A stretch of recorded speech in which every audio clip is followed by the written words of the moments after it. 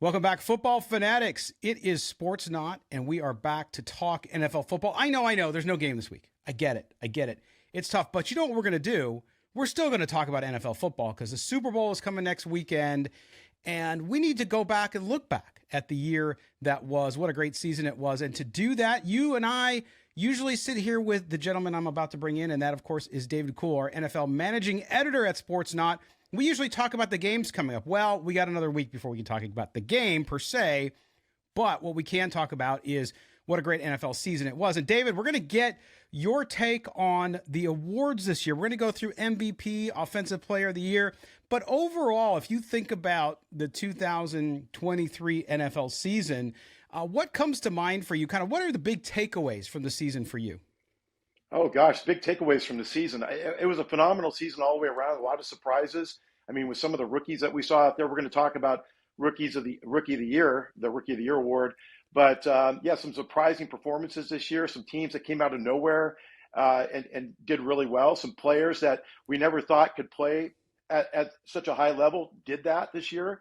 And so it was an exciting season all the way around. Yes, and of course, the NFL picked up its most the most valuable fan. You know who that is, right? Of course I do.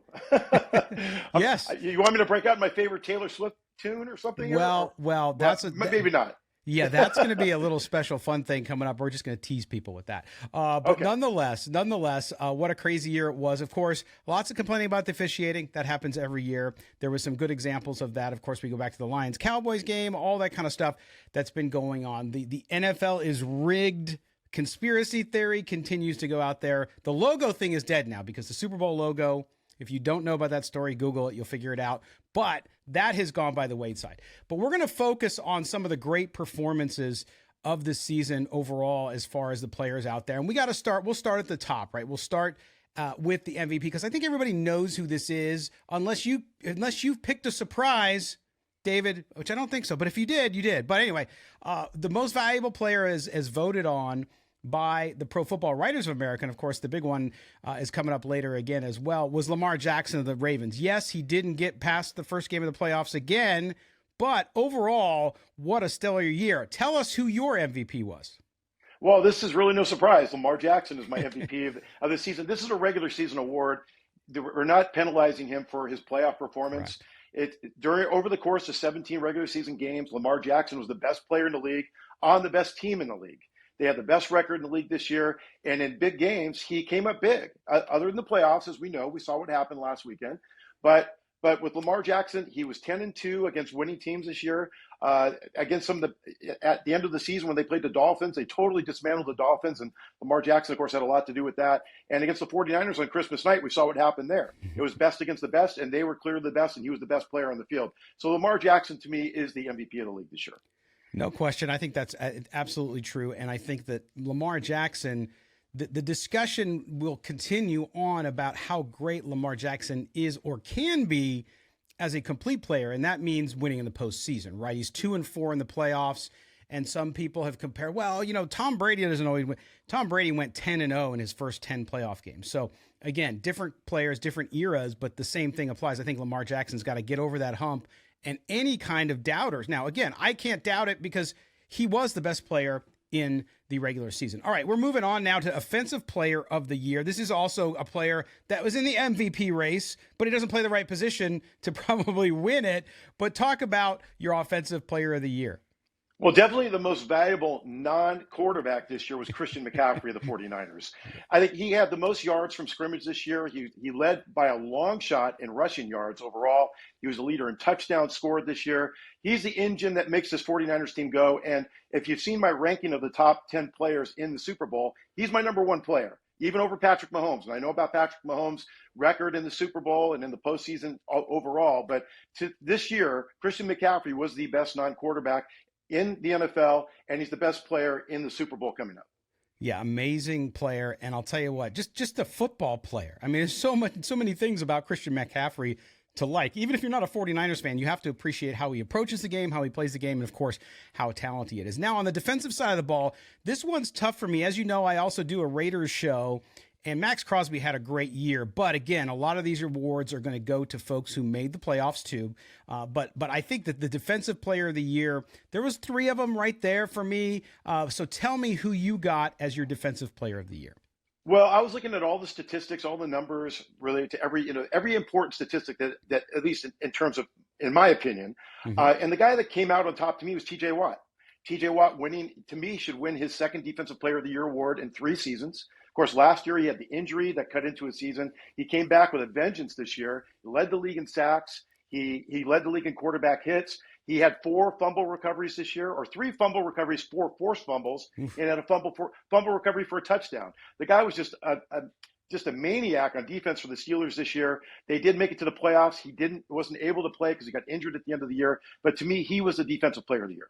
There you go. That's a good selection. I think Myles Garrett's right there, and the aforementioned Max Crosby as well. Okay, now we get into the young bucks. We talk about the young guys, and the most valuable player as far as the Rookie of the Year goes. So this is the Rookie of the Year award.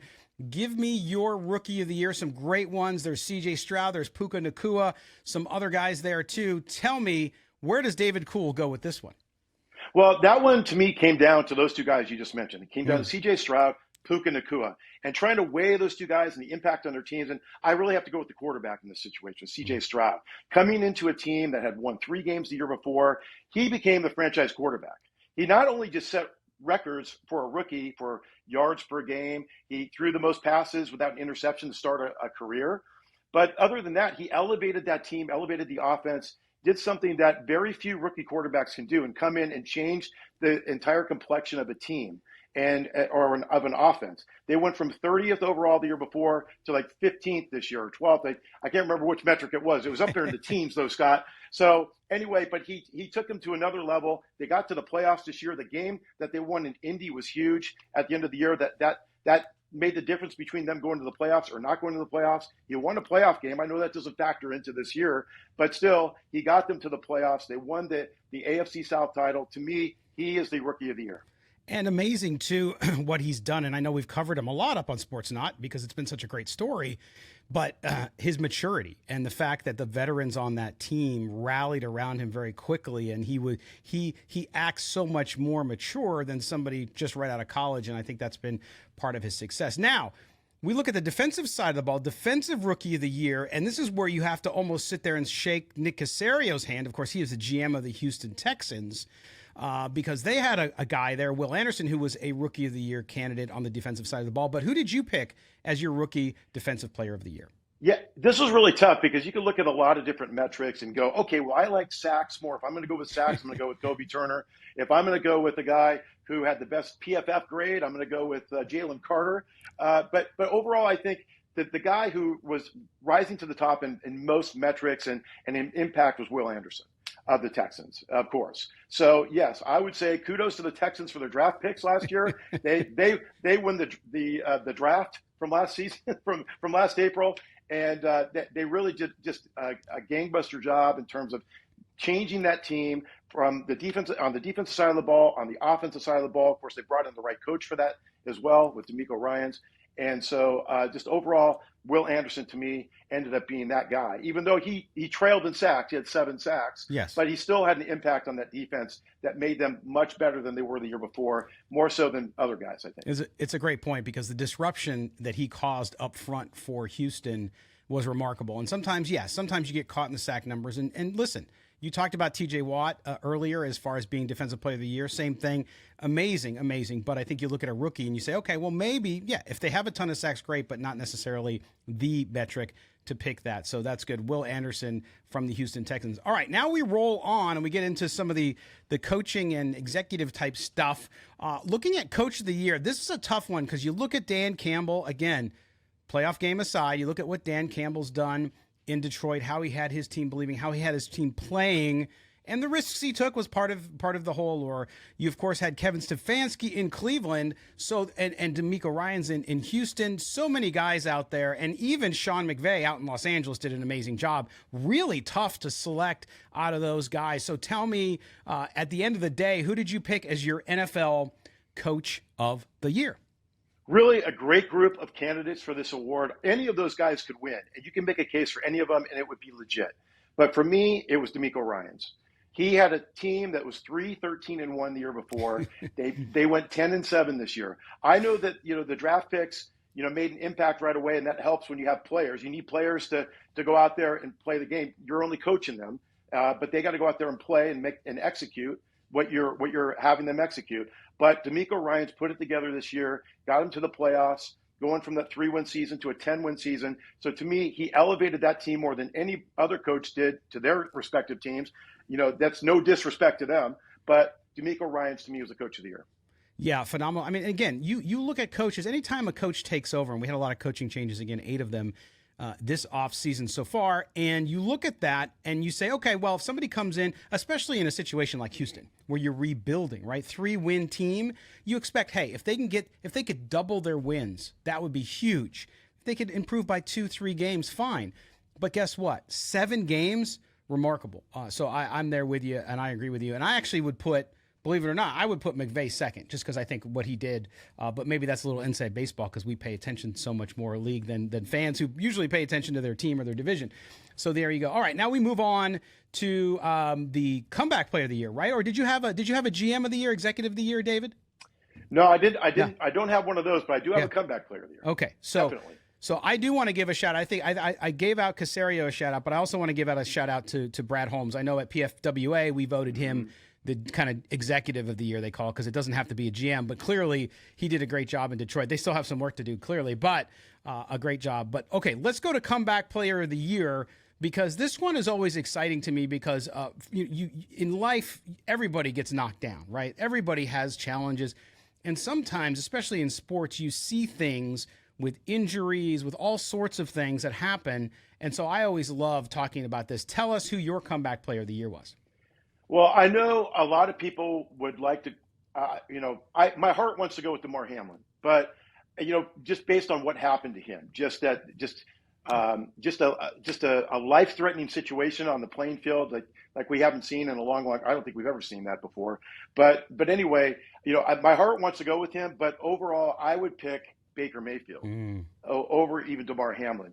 Baker Mayfield, to me, I mean, he was playing on his 4th team in 3 years. Jettisoned from Cleveland, although he had led them to the playoffs, but in 2020 he led them to the playoffs. Got jettisoned from them to Carolina, went from Carolina to the Rams, and now he ends up in Tampa Bay. He has to succeed. The greatest quarterback ever, Tom Brady, and he comes in. They start off 4-7, and yet he gets them to the playoffs. Yeah. Unbelievably, he leads them to the playoffs. Baker Mayfield had a great year this year. It was nice to see him come into a new situation, find a home in Tampa Bay, get them to the playoffs, play really good football. He was 9th in passing yards.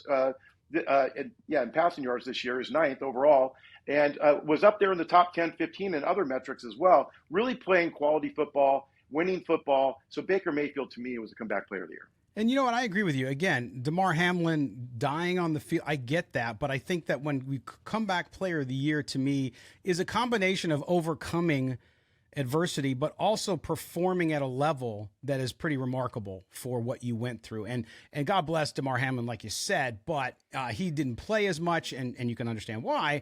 But Baker Mayfield, yeah, I mean, he was a guy, I remember folks around here where I'm at, since there's a bunch of Clevelanders down here, asking, well, what do you think of Baker? Think Baker's good? And I was like, nah, I don't think so. And he went out there and he proved everybody wrong, and then some. And so you got to do it. Before we wrap this up, and thank you, David, for giving us your selection, some players to call out, though, like they might not have made these award lists per se, but I know you and I have talked about this many times over the week. I mean, I just think some individual performances on offense that come out to me is Tyreek Hill, is CeeDee Lamb. And of course, if you look at the tight end position, you look at George Kittle, which you have a great story coming up about Kittle versus Kelsey, which is going to be great to listen to or watch and read. But those guys on the offense, to me, anybody else stick out to you this season on offense you want to give a shout out to for just an amazing performance? Well, of course, I'm going to call it Brock Purdy. So Brock Purdy, this was his first full season as an NFL quarterback. This guy played part of last year. He came in late in the year after Jimmy Garoppolo got hurt, is given the starting quarterback role because Trey Lance had been out too. So here they're down to quarterback number 3. It happens to be Mr. Irrelevant. Okay, we got to go with this Purdy guy. So he leads them to 12 straight victories. And the only game they lose with him as starting quarterback was the one where he got knocked out of the game in the NFC Championship game. Yeah. Then he comes back this year. He comes off the elbow surgery that he had in the offseason. He gets back in time for training camp because of the procedure they did on him. It wasn't Tommy John. It was an internal brace that they put on him. It's a much newer advanced treatment for the elbow for that injury. He comes back from that, and what does he do?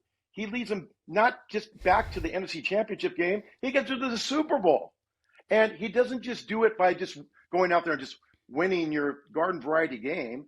He has to come back. He has to lead him on a comeback. Two straight weeks. Games. Yeah. Over the Packers, and then this last weekend, just playing tremendous football. He's not a game manager. He's not a system quarterback. He's not just a product of the guys around him. He's not just a product of the play designs from Kyle Shanahan. He's his own player. He's proven it on the field week after week. And I think it's time. And I think it's almost like a Cinderella story to see this guy get to the Super Bowl against Patrick Mahomes, the best quarterback of his generation. Yeah, amazing stuff, and I can't disagree with you. I get in arguments over this, David, I will tell you. And, I'm not a 49er fan, but, the further you get from the West Coast, the more people think he's not very good. It's like, well, you're not watching him because he has done remarkable. And the kid's calm, cool, and collected. We talked about C.J. Stroud earlier. Purdy is the same way. I mean, you look at these guys, and they're down to earth, and they're mature. They know how to lead, which is something you can't teach. You can have all the talent in the world. If you can't lead, you're not going to be successful in the NFL. All right, let's absolutely one more shout out. Let's talk about the defense. Who on defense did you really have your eye on this year and say, wow, this player did really, really well? I was really impressed with Kyle Hamilton of the Ravens. Thank you. Mine too. There you go. All right. Great minds think alike, I guess. Well, at least you're a great mind. I don't know about mine. But Kyle Hamilton, to me, just in his second season out of Notre Dame, drafted last year, 2022, by the Ravens, comes in and just is a do-everything defender for them. He's one of the biggest reasons why they were the number one deep scoring defense in the NFL this year, because that guy, you could put him on tight ends, you could put him on receivers, you could put him down in the box to stop the running game, you could have him blitz off the edge to get to the quarterback. He's just that guy you could put anywhere in the defense, and he's great everywhere. So to me, Kyle Hamilton was very impressive on the defensive side of the ball. Yeah, awesome. No, I agree with that too. Even another safety, Jesse Bates left Cincinnati, went to Atlanta, and Atlanta, of course, didn't have a great season, but a great performance out there. And one more shout out, not just because you're from the Bay Area and that's your team, even though you're objective when you cover them. That's not why you said what you said about Purdy. Fred Warner had a great season, man. I mean, you look at what he did. I mean, just phenomenal. I'm looking forward to seeing that matchup against the Chiefs in the Super Bowl because, man, that guy has just been – his motor has not stopped. He has been the best middle linebacker in the NFL over the last few seasons. Yeah. He's just everywhere on the field. He's a great cover linebacker. He can handle it tight ends. He can handle some receivers downfield. And then he just comes up and just is he's just a threat anytime he's there right in front of the quarterback, to come in and go after him or just go edge to edge and take out a running back trying to get the corner there. So anyway, he's just all over the field. He's a do-everything linebacker. I love seeing him from week to week. He's just got that energy that the 49ers, that he just infuses that 49er defense with energy. And he's just that perfect guy to have there in the middle as the captain of your defense. Absolutely. It's going to be fun watching that game. It'll be fun also visiting with you as we get closer to the Super Bowl. Couple shout outs. Make sure you check out the Not Zone on Wednesdays at 4 p.m. Eastern, 1 p.m. Pacific. That's our live NFL show. Also, we got some special stuff coming up, including some editor roundtables. David will be part of that. I'll be part of that. We'll have a bunch of the staff from Sportsnaut. We're going to debate and talk through some of kind of the trending topics, things that are hot in the NFL. So stay tuned for that. And the reason, or the way I should say, you can learn about all that is to make sure you subscribe to the YouTube channel. Hit that notifications bell, hit the thumbs up too as well. We appreciate that. But if you do that, you're going to get notified as soon as we have a new video up. And that way you won't miss any of the great content coming up for Super Bowl week. It's going to be fun, David. And I know up on sportsnaut.com, you and the entire staff are going to be all over it. We got all kinds of Super Bowl coverage. I'm excited about it. Me too. Same here. I can't wait. All right. For everybody here at Sportsnaut, including David Kull, our NFL managing editor, I am Scott Gulbransen. We'll see you next time, folks. Take care.